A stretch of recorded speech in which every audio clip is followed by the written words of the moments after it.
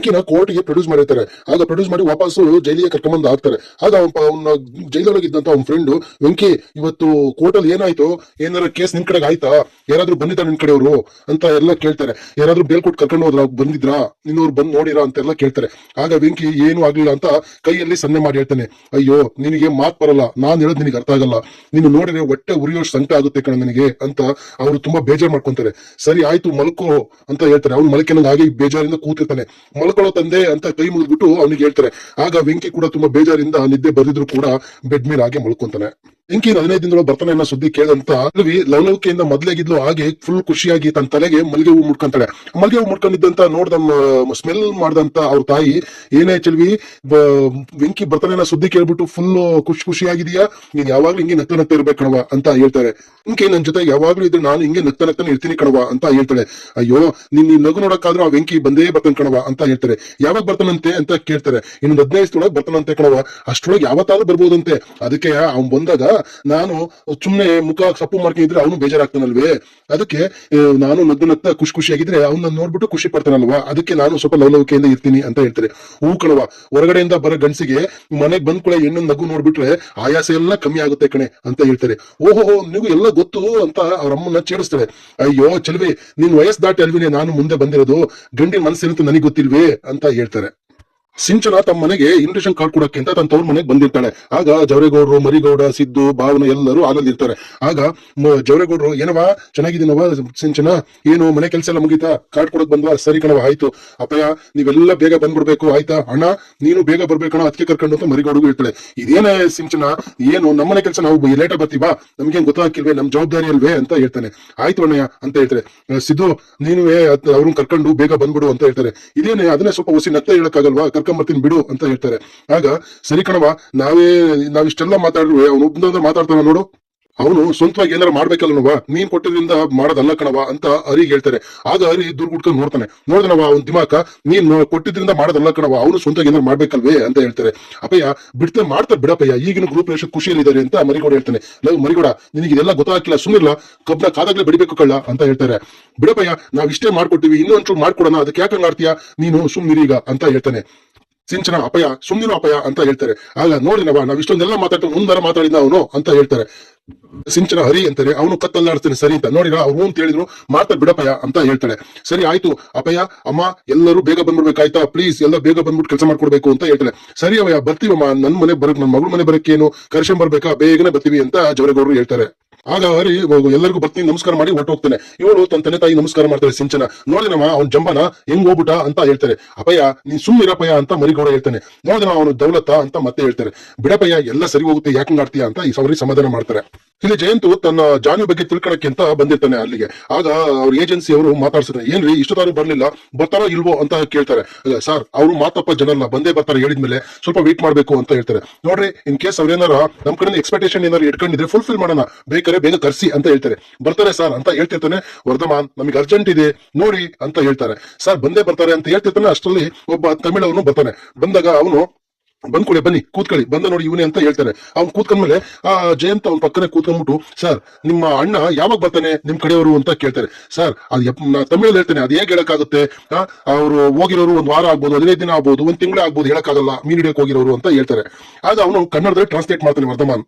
ಮತ್ತೆ ಜಯಂತ್ ಕೇಳ್ತಾನೆ, ಈಗ ನಿಮ್ಮವ್ರು ಹೋಗಿರಲ್ಲ ಮೀಡಿಯಕ್ಕೆ, ಸಮುದ್ರ ಮಧ್ಯಕ್ಕೆ ನಾವೇ ಹೋಗಕ್ಕಾಗಲ್ವಾ ಅಂತ ಕೇಳ್ತಾರೆ. ಆಗ ವರ್ಧನ್ ಹೇಳ್ತಾರೆ, ಸರ್ ಅವ್ರು ಎಲ್ಲಿದ್ದಾರೆ ಅಂತ ಸಮುದ್ರದಲ್ಲಿ ಗೊತ್ತಾಗಲ್ಲ, ಅಂತ ನಾವು ಅಲ್ಲಿ ಹೋಗೋದು ಸೇಫ್ ಅಲ್ಲ ಸರ್ ಅಂತ ಹೇಳ್ತಾರೆ. ಆಗ ತನ್ನ ಜೋಬಿಂದ ಸ್ವಲ್ಪ ದುಡ್ಡು ತೆಗೆದ್ಬಿಟ್ಟು ಆ ಬಂದಿರೋ ಅಂತ ತಮಿಳವನಿಗೆ ಕೊಡ್ತಾರೆ. ಆಗ ಸರಿ ಸರ್ ಆಯ್ತು, ನನ್ನ ಫ್ರೆಂಡಿಗೆ ಬೇಗ ಮೀಟ್ ಮಾಡಿಸ್ತೀನಿ ಅಂತ ಹೇಳ್ಬಿಟ್ಟು ಅವ್ರ ಹತ್ರ ಮಾತಾಡ್ತೀನಿ ಅಂತ ಹೇಳ್ಬಿಟ್ಟು ಅವನಿಂದ ನಮಸ್ಕಾರ ಮಾಡ್ಬಿಟ್ಟು ಇಬ್ಬರಿಗೂ ಹೊರಟೋಗ್ತಾನೆ. ಏಜೆನ್ಸಿ ಅವನು, ನಾನು ಅದಕ್ಕೆ ಸರ್ ಹೇಳಿದ್ದು ನೀವು ಇಲ್ಲಿ ಬರಬೇಡಿ, ಸುಮ್ಮನೆ ಇಲ್ಲಿ ಕೆಲಸ ಆಗಲ್ಲ, ಕೆಲಸ ಆದ್ಮೇಲೆ ನಾನೇ ನಿಮ್ಗೆ ಇನ್ಫಾರ್ಮ್ ಮಾಡ್ತೀನಿ ಅಂತ ಹೇಳಿದ್ರು, ನೀವೇ ಸುಮ್ಮನೆ ಬಂದ್ರಿ ಅಂತ ಹೇಳ್ತಾನೆ. ಇಲ್ಲ ವರ್ಧನ್, ನಾನು ನನ್ನ ಜಾನು ಇಲ್ದಿರೋ ಜೀವನ ಊಹೆ ಮಾಡ್ಕೊಳಕ್ಕೂ ಆಗಲ್ಲ ಕಣ್ರಿ.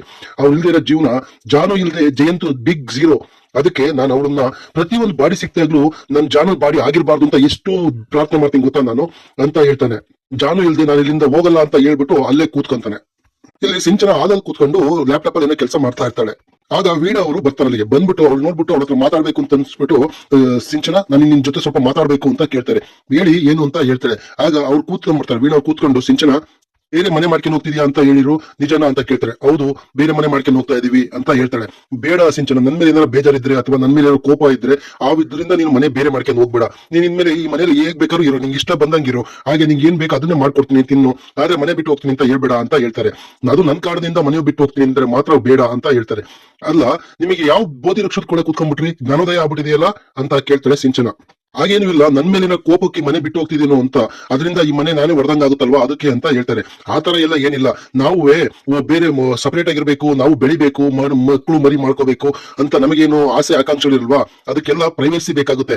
ಆದ್ರೆ ಈ ಮನೆಗೆ ಒಂದು ಪ್ರೈವೇಟ್ ಒಂದು ಬಾತ್ರೂಮೇ ಇಲ್ಲ ಸಪರೇಟ್ ಅಂತದ್ರಲ್ಲಿ ಇಲ್ಲಿ ಏನು ಹೇಗಿರಕ್ಕಾಗುತ್ತೆ? ನೀವು ಏನ್ ಬೇಜಾರ್ ಮಾಡ್ಕೋಬೇಡಿ, ನೀವು ಇಲ್ಲಿಲ್ಲ ಬೇರೆ ಬೇರೆ ಇದ್ರು ಕೂಡ ನಾವು ಚೆನ್ನಾಗಿ ಇರೋಣ ಆಯ್ತಾ ಅಂತ ಹೇಳ್ತಾರೆ. ನಿಮ್ಮೇ ನನ್ ಮೇಲೆ ಬೇಜಾರಿರೋದು ನಿಜ ನಿಮಗೆ ಅನ್ಸುತ್ತೆ, ಆದ್ರೆ ಬೇರೆ ಬೇರೆ ಇದ್ದಾಗ ಇಬ್ರು ಚೆನ್ನಾಗಿರೋಣ ಅಂತ ಹೇಳ್ತಾರೆ ಸಿಂಚನ. ಅಷ್ಟೇ ಅಲ್ಲ, ನಾವಿಲ್ಲಿ ನಿಮಗೆ ಜವಾಬ್ದಾರಿ ಬಿಟ್ಟು ಹೋಗ್ತಿಲ್ಲ, ಜವಾಬ್ದಾರಿ ಒತ್ಕೊಂಡೇ ಹೋಗ್ತಾ ಇದೀವಿ. ಹಾಗೆ ನೀವು ಆತರ ಎಲ್ಲ ಈಗ ಇಷ್ಟೆಲ್ಲ ಆದ್ಮೇಲೆ ನೀವು ಈ ಮನೆ ಬಿಟ್ಟು ಹೋಗ್ಬೇಡ ಅಂತ ಮಾತ್ರ ಹೇಳ್ಬೇಡಿ, ನಾವು ಹೊಸ ಮನೆ ಮಾಡ್ಕೊಂಡು ಹೋಗ್ತಿದ್ವಿ, ಖುಷಿಯಿಂದ ಇರಿ ಅಂತ ಹೇಳ್ತಾಳೆ. ಹೇಳ್ಬಿಟ್ಟು ಅಲ್ಲಿಂದ ಲ್ಯಾಪ್ಟಾಪ್ ತಗೊಂಡು ಇದ್ದು ಹೋಗ್ಬಿಡ್ತಾಳೆ ಸಿಂಚನ. ಅಷ್ಟರಲ್ಲಿ ಅಲ್ಲಿಗೆ ಲಕ್ಷ್ಮಿ ಅವ್ರು ಬರ್ತಾರೆ ವೀಣಾ ಹತ್ರ. ಅವರು ವೀಣಾಗ್ ಹೇಳ್ತಾರೆ, ಹೋಗ್ಲಿ ಬಿಡಮ್ಮ, ಅವ್ರು ಸ್ವಂತ ಮನೆ ಮಾಡ್ಕೊಂಡು ಹೋಗ್ತೀರಾ ಅಂದ್ರೆ ನಾವು ಬೇಡನಕ್ಕಾಗುತ್ತಾ, ನಮಗಂತೂ ಒಂದ್ ಸ್ವಂತ ಮನೆ ಇಲ್ಲ, ಆದ್ರೆ ಮಕ್ಕಳರ ಕಟ್ಟಿಬಿಟ್ಟು ಉದ್ದಾರ ಆಗಿರಿ ಅಂದ್ರೆ ಖುಷಿ ಪಡೋಣ, ಅವ್ರಾದ್ರೂ ಚೆನ್ನಾಗಿರ್ಲಿ ಅಂತ ಹೇಳ್ತಾರೆ. ಚಿಕ್ಕ ಮಕ್ಕಳ ಇದ್ದಾಗ ಮಾತ್ರ ಅಪ್ಪ ಅಮ್ಮಗಳು ಬೇಕಾಗುತ್ತಮ್ಮ, ಈಗ ಪಕ್ಷಿಗಳೇ ತಗೋ, ಚಿಕ್ಕ ಮರಿಗಳು ಇದ್ದಾಗ ಮಾತ್ರ ಅಪ್ಪ ಅಮ್ಮನ ಆಶ್ರಯದಲ್ಲಿ ಇರ್ತವೆ, ಆಮೇಲೆ ಅವ್ರ ಪಾಡಿಗೆ ಅವು ಆರಿ ಹೋಗಲ್ವಾ ಗೂಡ್ ಬಿಟ್ಟು. ಅದೇ ರೀತಿ ಅವರು ಗೂಡ್ ಕಟ್ಕೊಂಡಿದ್ರೆ ಈ ಮನೆ ಕಟ್ಟೋದು, ಮನೆ ಮಾಡೋದು, ಸ್ವಂತ ಮನೆ ಅನ್ನೋದು ಎಷ್ಟೋ ಜನರ ಕನಸಾಗಿರುತ್ತೆ ಕಣಮ್ಮ. ನಮ್ಮ ಮಕ್ಕಳು ಅದನ್ನ ಮಾಡಿ ಇರಲ್ವಾ, ಖುಷಿ ಪಡೋಣ ಅಂತ ಹೇಳ್ತಾರೆ. ಅವ್ರು ಹೇಗಾದ್ರೂ ಇರ್ಲಿ ಬಿಡು, ಚೆನ್ನಾಗಿರ್ಲಿ ಅಂತ ಹೇಳ್ತಾರೆ. ಸಿದ್ದುಗೆ ಭಾವನವರು ಹಾಲ್ ತಂದು ಕೊಡ್ತಾರೆ. ಹಾಲ್ ತಂದು ಕೊಟ್ಟು ತಗೊಳ್ಳಿ ಸಿದ್ದು ಅವರೇ ಅಂತ ಕೊಡ್ತಾರೆ. ಅವನು ತಗೊಂಡ್ಬಿಟ್ಟು, ಬನ್ನಿ ಭಾವನವ್ರೆ, ಈಗ ನಮ್ಮ ಅಕ್ಕ ಸ್ವಂತ ಮನೆ ಆಯ್ತು, ಹಾಗೆ ಭಾವಗೊಂದು ಬಿಸ್ನೆಸ್ ಆಯ್ತು, ಈಗ ಅವ್ರ ಲೈಫ್ ಚೆನ್ನಾಗಿರುತ್ತಲ್ವಾ ಮೇಡಮ್ ಅವರೇ, ಎಷ್ಟು ಚೆನ್ನಾಗಿರುತ್ತಲ್ವಾ, ನಮ್ಮ ಅಕ್ಕನ ಮುಖದಲ್ಲಿ ಈ ತರ ನಗು ನೋಡಿ ಎಷ್ಟೋ ದಿವಸಗಳಾಗಿತ್ತು ಅಂತ ಹೇಳ್ತಾನೆ ಸಿದ್ದು. ಆಗ ಭಾವನ ಅದಕ್ಕೇನು ರಿಯಾಕ್ಟ್ ಮಾಡದೆ ಸ್ವಲ್ಪ ಬೇಜಾರಿಂದ ಇರ್ತಾಳೆ. ಅವಳು ಬೇಜಾರ ಹರಿತಂತ ಸಿದ್ದು, ಯಾಕೆ ಮೇಡಮ್ ಅವರೇ ಬೇಜಾರಲ್ಲಿ ಇದ್ದೀರಾ ಅಂತ ಕೇಳ್ತಾನೆ. ಆಗ ಅವ್ಳ ಮನ್ಸಲ್ಲೇ ಏನಂತ ಹೇಳಿ ಸಿದ್ದು ಅವರೇ, ನಮ್ಮ ಅಣ್ಣ ತಮ್ಮ ಇಬ್ರು ಸೇರ್ಕೊಂಡ್ಬಿಟ್ಟು ನಮ್ಮ ಅಪ್ಪನ್ನ ಅಮ್ಮನ್ನ ದೂರ ದೂರ ಮಾಡ್ಬಿಡ್ತಾರೆ, ನನ್ನ ತವರು ಮೊದ್ಲಿದ್ದಂಗೆ ಇರಲ್ಲ ಇನ್ಮೇಲೆ ಅಂತ ನಾನು ನಿಮ್ಗೆ ಹೇಳಕ್ಕಾಗುತ್ತಾ ಅಂತ ಮನ್ಸಲ್ಲಿ ಅನ್ಕೊಂತಾಳೆ. ಆದ್ರೆ ಸಿದ್ದು ಅವ್ರ ಮೈ ಮುಟ್ಬಿಟ್ಟು, ಏನಾಯ್ತು ಮೇಡಮ್ ಅವರೇ ಅಂತ ಕೇಳ್ತಾನೆ. ಏನಿಲ್ಲ, ನಾನು ಆರಾಮಾಗಿದ್ದೀನಿ ಅಂತ ಹೇಳ್ಬಿಟ್ಟು ಅಲ್ಲಿಂದ ಹೊರಟೋಗ್ತಾಳೆ ಭಾವನ. ಇಲ್ಲಿ ಜಯಂತು ಮತ್ತೆ ಮನೆಗೆ ರೂಮಿಗೆ ಹೋದವನು ಬಟ್ಟೆ ಬದಲಾಯಿಸ್ಕೊಂಡು ಮತ್ತೆ ಬರ್ತಾನೆ ಆಫೀಸಿಗೆ, ಡಿಟೆಕ್ಟಿವ್ ಆಫೀಸಿಗೆ. ಬಂದಾಗ ನೋಡಿದ್ರೆ ಅಲ್ಲಿ ಡಿಟೆಕ್ಟಿವ್ ಏಜೆನ್ಸಿ ಅವನು ನಿದ್ದೆ ಮಾಡ್ತಿರ್ತಾನೆ. ಅವ್ ಬಂದ್ಬಿಟ್ಟು ಅವ್ನ ಟೇಬಲ್ ಮೇಲೆ ತಂದಿರೋ ಊಟದ ಬಾಕ್ಸ ಕೂಗ್ತಾನೆ, ರೀ ವರ್ಧನ್ ಅಂತ. ಆಗ ಅವರು, ಏನ್ ಸರ್ ಮತ್ತೆ ಯಾಕೆ ಬಂದ್ರಿ ಸರ್, ನೀವು ಹೋಗಿ ರೂಮಲ್ಲಿ ಹೋಗೋದಲ್ವಾ ಅಂತ ಕೇಳಿದಾಗ, ರೂಮಿಗೆ ಹೋಗಿದ್ದೆ ಕಣ್ರಿ, ಬಟ್ಟೆನೂ ಬದಲಾಯಿಸಿದೆ, ಆದ್ರೆ ನೀವ್ ಏನ್ ಮಾಡ್ತೀರಾ, ನನ್ ನಿದ್ದೆ ಮಾಡ್ತೀರಾ ಅನ್ನೋ ಡೌಟ್ ಬಂತು, ಅದಕ್ಕೆ ವಾಪಸ್ ಬಂದೆ. ನೋಡಿದ್ರೆ ನನ್ ಗೆಸ್ಸಿಂಗ್ ಕರೆಕ್ಟ್ ಆಗಿ ಇದೆ, ನಾನು ನನ್ನ ಹೆಂಡತಿ ಕಳ್ಕೊಂಡು ಇಲ್ಲಿ ಬಂದ್ಬಿಟ್ಟು ಹೆಂಡತಿ ಹುಡುಕಿ ಏನಾದ್ರು ಇನ್ಫಾರ್ಮೇಶನ್ ಸಿಗುತ್ತಾ ಅಂತ ಬಂದ್ರೆ ನೀವು ನಿದ್ದೆ ಮಾಡ್ತೀರಲ್ರಿ, ಯಾವ ಸಿಮಿ ಡಿಟೆಕ್ಟಿವ್ ಏಜೆನ್ಸಿ ನಡೆಸ್ತೀರಿ ನೀವು ಅಂತ ಬೈತಾನೆ. ಈ ತರ ನಿದ್ದೆ ಮಾಡೋದ್ರ ಬದಲಿಗೆ ಯಾರನ್ನಾರ ಹೋಗ್ಬಿಟ್ಟು ವಿಚಾರಿಸೋದಲ್ವೇನ್ರಿ ಅಂತ ಕೇಳ್ತಾರೆ. ಸರ್, ಎಲ್ಲ ಮೀನ್ ಹಿಡಿದು ಸುಸ್ತಾಗಿರ್ತಾರೆ, ಇಷ್ಟೊತ್ತ ಮಲಗಿರ್ತಾರೆ, ಈಗ ಹೋಗಿ ನಾವು ಕೇಳಕ್ ಹೋದ್ರೆ ಸಿಗೋ ಇನ್ಫಾರ್ಮೇಶನ್ ಸಿಗಲ್ಲ ಸರ್. ನಾಳೆ ಬೆಳಿಗ್ಗೆ ನಾನೇ ಹೋಗ್ತೀನಿ, ಬೀಚ್ ಕಡೆ ಹೋಗ್ಬಿಟ್ಟು ನೋಡಿ ನಾನೇ ಮಾತಾಡ್ಕೊಂಡ್ ಬರ್ತೀನಿ, ನೀವು ಆರಾಮ ರೂಮಲ್ಲಿ ಇರಿ ಸರ್ ಅಂತ ಹೇಳ್ತಾರೆ. ಹೋಗಿ ನಿದ್ದೆ ಮಾಡಿ ಸರ್ ನಿಮ್ದೇಗಿ ಅಂತ ಹೇಳಿದಾಗ ಈ ಜಯಂತನಿಗೆ ಜಾನು ಇಲ್ದೆ ನಿದ್ದೆ ಬರಲ್ಲ ಅಂತ ಹೇಳ್ತಾನೆ. ಸರಿ, ಇವಾಗ ಏನ್ ಮಾಡೋಣ, ಒಂದ್ ಆಟ ಆಡೋಣ ಅಂತ ಕೇಳ್ತಾನೆ. ಏನ್ ಸರ್ ಇಷ್ಟೊತ್ತಾಗ ಅಂತ ಹೇಳ್ತಾನೆ. ಹೌದು, ಇವಾಗ ಆಟ ಆಡೋಣ ಅಂತ ಹೇಳ್ತಾರೆ. ಸರ್ ನನಗೆ ನಿದ್ದೆ ಬರ್ತಾ ಇದೆ ಸರ್ ಅಂತ ಹೇಳ್ತಾನೆ ಅವನು. ಈಗ ಕೋಪ ಮಾಡ್ಕೊಂತ ಜಯಂತು, ಏನ್ರಿ ಕೇಸ್ ಕೊಟ್ಟು ನಾನೇ ನಿದ್ದೆ ಮಾಡ್ತಿಲ್ಲ, ನೀವೇನ್ರಿ ನಿದ್ದೆ ಮಾಡ್ತಿದ್ದೀರಾ, ಅಲ್ಲೊಂದು ಚೆಸ್ ಬೋರ್ಡ್ ಇದೆ, ತಗೊಂಬನಿ ಚೆಸ್ ಆಡೋಣ ಅಂತ ಹೇಳ್ತಾನೆ ಅವನಿಗೆ. ಆಗ ಡಿಟೆಕ್ಟಿವ್ ಏಜೆನ್ಸಿ ನೋಡಿ ಚೆಸ್ ಬೋರ್ಡ್ ತಗೊಂಬರ್ತಾನೆ. ಆಗ ಚೆಸ್ ಬೋರ್ಡ್ ಓಪನ್ ಮಾಡಿದಂತ ಜಯಂತು, ಈ ಜೀವನನೂ ಒಂಥರ ಚೆಸ್ ಇದ್ದಂಗೆ, ಇಲ್ಲಿ ರಾಜಗೆ ಸಾಮ್ರಾಜ್ಯನೇ ಮುಖ್ಯ, ಆದ್ರೆ ಸಾಮ್ರಾಜ್ಯ ಇದ್ದಾಗ ಅವನ ಪಕ್ಕ ರಾಣಿ ಇದ್ದಾಳೆ ತುಂಬಾ ಇಂಪಾರ್ಟೆಂಟ್ ಆಗುತ್ತೆ, ರಾಣಿ ಇಲ್ಲ ಅಂದ್ಮೇಲೆ ಸಾಮ್ರಾಜ್ಯ ಫುಲ್ತಿ ನಶ್ವರ ಆಗುತ್ತೆ ಕಣ್ರಿ ಅಂತ ಹೇಳ್ತಾನೆ. ಈ ಚೆಸ್ ತರ ಯಾರು ಯಾವ ಬೇಕಾದ್ರೂ ಅನಿರೀಕ್ಷಿತ ದಾಳಿಗಳು ಆಗ್ಬೋದು ಜೀವನದಲ್ಲಿ. ಆ ಜಯಂತ್ ಹೇಳಿದಾಗ ವರ್ಧನ್, ಸರ್ ನಿಮ್ ಹೇಳ್ತೀನಿ ನಿಮ್ಗೆ ತುಂಬಾ ಇಷ್ಟ ಅಲ್ವಾ ಸರ್, ಅವ್ರನ್ನ ಪ್ರಾಣಕ್ಕಿಂತ ಹೆಚ್ಚ ಪ್ರೀತಿಸ್ತೀರಲ್ವಾ ಅಂತ ಕೇಳ್ತಾನೆ. ಪ್ರಾಣಕ್ಕಿಂತ ಹೆಚ್ಚ ಪ್ರೀತಿಸ್ತೀನಿ ಅಷ್ಟೇ ಅಲ್ಲ, ಅವರೇ ನನ್ನ ಪ್ರಾಣ, ಹಾಗೆ ನನ್ನ ಜೀವನನು ಅವರೇ ಅಂತ ಹೇಳ್ತಾನೆ ಜಯಂತ್. ಸಾಮ್ರಾಜ್ಯದಲ್ಲಿ ನನ್ನ ಹೆಂಡತಿ ಖುಷಿಯಾಗಿ ಸಮೃದ್ಧಿಯಾಗಿ ಇದ್ದಾಳೆ ಅಂತ ಅನ್ಕೊಂಡಿದ್ದೆ, ನಾನು ಅವ್ರನ್ನ ಸೇಫ್ ಆಗಿ ಇಟ್ಕೊಂಡಿನಿ ಅಂತ ಅನ್ಕೊಂಡಿದ್ದೆ, ಆದ್ರೆ ಅವರು ನನ್ನ ಬಿಟ್ಟು ಹೋಗ್ಬಿಟ್ಟಾರೆ ಅಂತಾನೆ. ಇಲ್ಲಿ ತಾನು ತುಂಬಾ ಬೇಜಾರಿಂದ ಕೂತಿರ್ತಾಳೆ. ಅಲ್ಲಿಗೆ ಬಂದಂತ ಜಾನು, ಮೇಡಮ್ ಅವರು ಯಾಕೋ ಬೇಜಾರಲ್ಲಿ ಕೂತೀರಾ ಅಂತ ಕೇಳ್ತಾಳೆ. ಯಾರು ಏನ್ ಮಾಡಿದ್ರು ಅಂತ ಕೇಳಿದಾಗ, ಇನ್ಯಾರು, ನನ್ನ ಸುಬ್ಬನ್ ಬಗ್ಗೆ ಯೋಚನೆ ಮಾಡ್ಕೊಂಡು ಕೂತಿದೀನಿ ಅಂತ ಹೇಳ್ತಾಳೆ. ಯಾಕೆ ಮತ್ತೇನಾಯ್ತು ಅಂತ ಕೇಳಿದಾಗ, ಮುಖ ಊದಿಸ್ಕೊಂಡು ಕೂತ್ಕೊಂಡೇನೆ, ಅವ್ನು ಇಂಪ್ರೆಸ್ ಮಾಡೋದು ಹೇಗೆ ಅಂತಾನೆ ಗೊತ್ತಾಗ್ತಾ ಇಲ್ಲ, ಅಷ್ಟು ಈಸಿ ಇಲ್ಲ ಅಂತ ಹೇಳ್ತಾಳೆ. ನೀವೇನಾದ್ರೂ ಹೆಲ್ಪ್ ಮಾಡಿ ಅಂತ ಜಾನುನೇ ಕೇಳ್ಬಿಡ್ತಾಳೆ. ಅಯ್ಯೋ ನನಗೆ ಅದೆಲ್ಲ ಗೊತ್ತಿಲ್ಲಪ್ಪ ಅಂತ ಹೇಳ್ತಾರೆ. ಅಯ್ಯೋ ಇಲ್ಲಿವರೆಗೆ ನೀವು ಹೆಲ್ಪ್ ಮಾಡಿ ಇವಾಗ ಗೊತ್ತಿಲ್ಲ ಅಂದ್ರೆ ಹೇಗೆ ಅಂತ ಕೇಳ್ತಾಳೆ ತಾನು. ಆಗ ಸರಿ ಹೇಗಿದ್ದಾರೆ ಅಂತ ಹೇಳಿದ್ರೆ ಏನಾದ್ರೂ ಯೋಚನೆ ಮಾಡ್ತೀನಿ ಅಂತ ಹೇಳ್ತಾಳೆ. ಆಗ ಹೇಗಿದ್ದಾರೆ ಅಂದ್ರೆ ಅವರು ತುಂಬಾ ಕೋಪ ಮಾಡ್ಕೊಂತಾರ, ಚಿಕ್ಕ ಚಿಕ್ಕದಕ್ಕೂ ಎಲ್ಲಾದ್ರೂ ಸಮಾಧಾನವಾಗಿರ್ತಾರ, ಅಥವಾ ತುಂಬಾ ಮಾತಾಡ್ತಾರಾ ಅಂತ ಅವ್ರ ಬಗ್ಗೆ ಸ್ವಲ್ಪ ಹೇಳಿದ್ರೆ ಏನು ಅಂತ ಹೇಳ್ಬೋದು ಅಂತ ಹೇಳ್ತಾಳೆ ಜಾನು. ಆಗ ತಾನು ಅಯ್ಯೋ ನನ್ ಸುಬ್ಬ ತುಂಬಾ ಒಳ್ಳೆಯವನು, ಮಾತೇ ಆಡಲ್ಲ ಅವನು, ಎಷ್ಟು ಒಳ್ಳೆಯವನು ಅಂದ್ರೆ ತಾನು ಲವ್ ಮಾಡಿದ ಹುಡುಗಿಗೆ ತನ್ನ ಫೀಲಿಂಗ್ಸ್ ಹೇಳ್ಕೊಂಡಿದ್ದೇ ಇರೋವಷ್ಟು ಒಳ್ಳೆಯವನು. ಅಷ್ಟೇ ಅಲ್ಲ, ಇಡೀ ಫ್ರೆಂಡ್ಶಿಪ್ ಎಲ್ಲ ಇದ್ರು ಸಹ ಅವ್ನ್ ಪ್ರೀತಿ ಮಾಡಿದ ಹುಡುಗಿ ಒಬ್ಳೆ ಸಾಕು, ಅವ್ರು ಯಾರು ಬೇಡ ಅಂತ ಹೇಳ್ತಾನೆ. ಅವಳಿಗೆ ಮದುವೆ ಆಗಿ ಹೋದ್ರು ಕೂಡ ಅವಳದೇ ಜಪ ಮಾಡ್ಕೊಂಡು ಮನೆಯಲ್ಲೇ ಇದ್ದಾನೆ, ಮಾಡರ್ನ್ ದೇವದಾಸ ಆಗಿ ಇಲ್ಲೇ ಕೂತಿರ್ತಾನೆ, ಇನ್ ಯಾವ ಫ್ರೆಂಡ್ಸ್ನು ಮಾತಾಡಿಸ್ತಾನೆ ಇಲ್ಲ ಅಂತ ಒಳ್ಳೆ ಹುಡುಗ ಅವನು ಅಂತ ಹೇಳ್ತಾರೆ.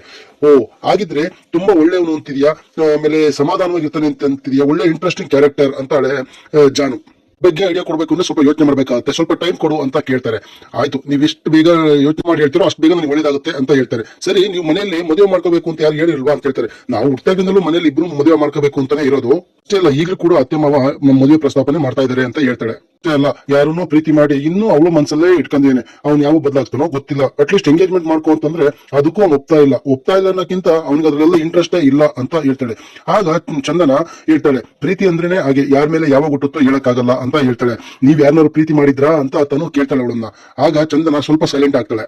ಜಾನು ಸೈಲೆಂಟ್ ಆಗಿ ಹೇಳ್ತಾಳೆ, ಪ್ರೀತಿ ನನ್ನ ವಿಷಯದಲ್ಲಿ ಪ್ರೀತಿಗೆ ತುಂಬಾ ಮಹತ್ವನೇ ಇತ್ತು, ಹಾಗೆ ಅದು ನನ್ನ ಜೀವನದಲ್ಲಿ ನನಗೆ ಬೆಳಕು ಕೊಡುತ್ತೆ, ನನ್ನ ಜೀವನ ಬೆಳಗುತ್ತೆ ಅಂದ್ಕೊಂಡಿದ್ದೆ, ಆದ್ರೆ ಅದು ನನ್ನ ಜೀವನ ಬೆಳಗೋದ್ಕಿಂತ ನನ್ನ ಜೀವನದಲ್ಲಿ ನೋವು ಕೊಟ್ಟಿದ್ದೇ ಜಾಸ್ತಿ ಅಂತ ಹೇಳ್ತಾಳೆ.